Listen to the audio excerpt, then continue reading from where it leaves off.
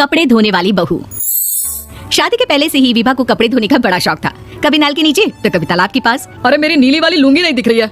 विभा की अम्मा कहाँ रखी है लुंगी? अरे वो तो विभा ने परसों ही धोकर रखी थी आपकी अलमारी में, देखो वहीं होगी। वो ना मैंने आज धो दी, मुझे लगा कि गंदी हो गई होगी। अरे कैसे गंदी हो गई थी, उसे तो मैंने पहना भी नहीं। हे भगवान, इस लड़की के कपड़े धोने की आदत से परेशान हो गया हूँ मैं। जितना तो घर में राशन नहीं आता उससे कहीं ज्यादा डिटर्जेंट पाउडर का खर्चा है। इसकी शादी करवा दो, शादी जाए अपने घर में ही करे काम, फिर चाहे घर के कपड़े धोने हो या पूरे गांव के। हाँ ठीक बोल रही हूँ, देखता हूँ मैं कोई लड़का। वो दिन भी आ जाता है जब विभा को देखने लड़के वाले आ जाते हैं। लड़की मुझे अच्छी लगी। होने वाली सास कहती है, बेटी अगर कुछ पूछना है तो पूछ लो। वैसे तो हमारी लड़की बहुत ही शर्मीली है, जो बोल दो वो मान लेती है, इसे क्या पूछना होगा। अरे कैसी बात कर रही हो माँ, मुझे इन लोगों के घर रहना है, सवाल तो कई है। हाँ हाँ बेटा पूछ लो ना, क्या पूछना है।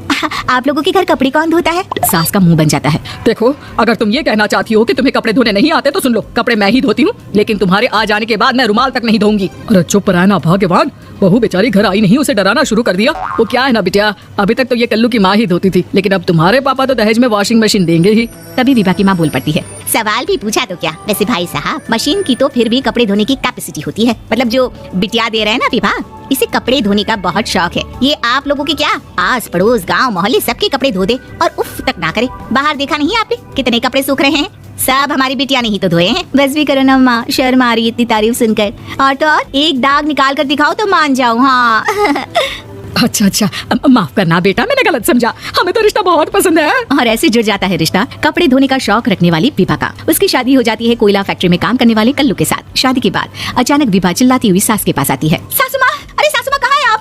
ये तो धोखा है, धोखा दिया आप लोगों ने मुझे। इस ससुर के चक्कर के बारे में पता चल गया। अरे तो उसमें तुझे क्यों धोखा मिला है? अरे नल में पानी नहीं आता, कपड़े कैसे कब धुलेंगे? अच्छा तू पानी नहीं आ रहा उसकी बात कर रही है। तो आपने क्या सोचा? कुछ नहीं। अच्छा तेरी माँ ने कहा था कि कपड़े धोने का शौक है, तुझे याद आया मुझे। शौक शौक बोलकर कपड़े धोने वाले मेरे जुनून को कम ना आके सासू माँ, कपड़ा धोना मेरा गुरूर है।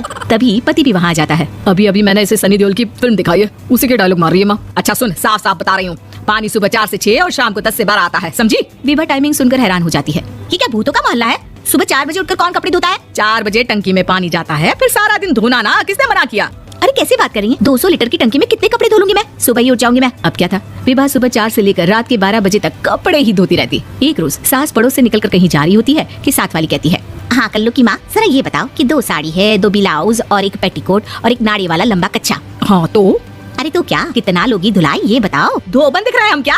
हमारे पति सरकारी नौकरी से अभी रिटायर हुए हैं और बेटा सुपरवाइजर है कोयला फैक्ट्री में। धोबन समझ रखा है हमें?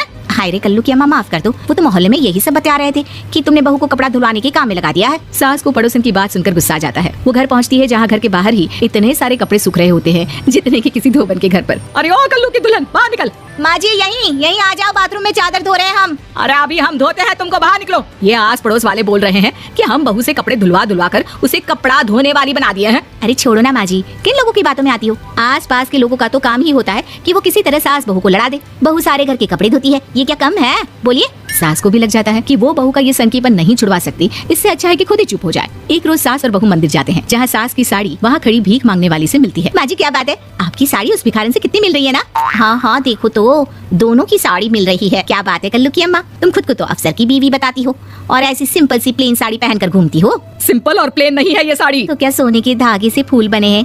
कुछ भी सासू माँ, कुछ भी।